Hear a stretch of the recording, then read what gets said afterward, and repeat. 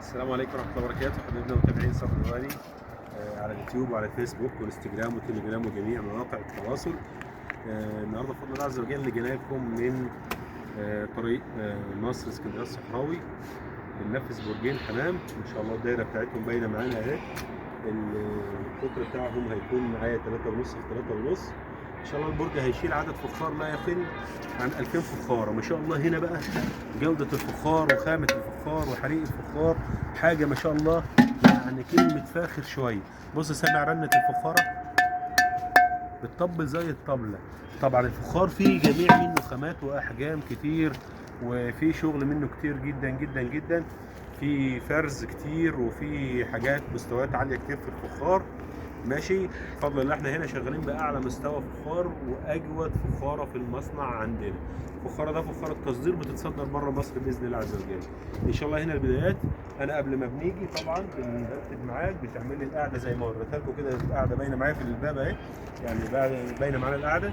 الدايره بتاعتنا بعتنا الفخار، يعني الدايره بتاعتي كلها بعتنا الفخار. كلمت البنا، بعت رساله على الواتساب بالمساحه، بحجم البرج، بارتفاع الباب، بكل حاجه. ما شاء الله تبارك الرحمن. التقفيل معانا 100 100 وزي الفل. هننزل معاكم واحده واحده كده اهو. بعد ما كده خدنا ايه، خدنا الباب هنا عندنا بزاويتين على بعض وحط الفخار. مستوى الباب بتاعي مستوى زي الفل، يعني شوف انا داخل الباب، شوف انا مستريح بيني وبين الباب. راسي مش هتخبط ولا هيكون مسافه ولا هنخش موطي، ولا الباب لازم يكون ان انت تخش فيه تخش مستريح، يكون المستوى بتاعك مستوى كويس.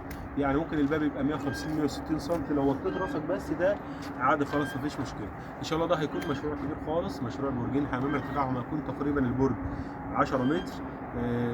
ده احنا بنستفاد منه كالحمام نفسه. بنبيع منه زغاليل، بنبيع منه انتاج حمام، بنبيع منه سبلة الحمام لو مش محتاجة في الأرض.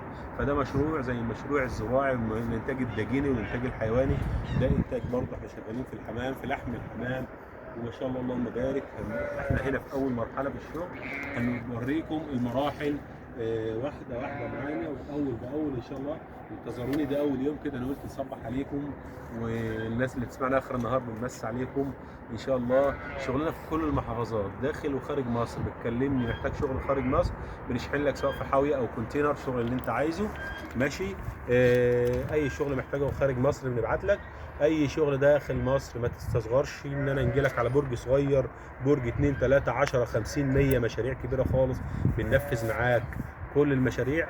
اخوكم وحبيبكم صبري والي. ارقام التواصل 01000 739 728 03 وحايد 858 30 31. انتظروا الجديد باذن الله. جزاكم الله خير وصباحكم جميل.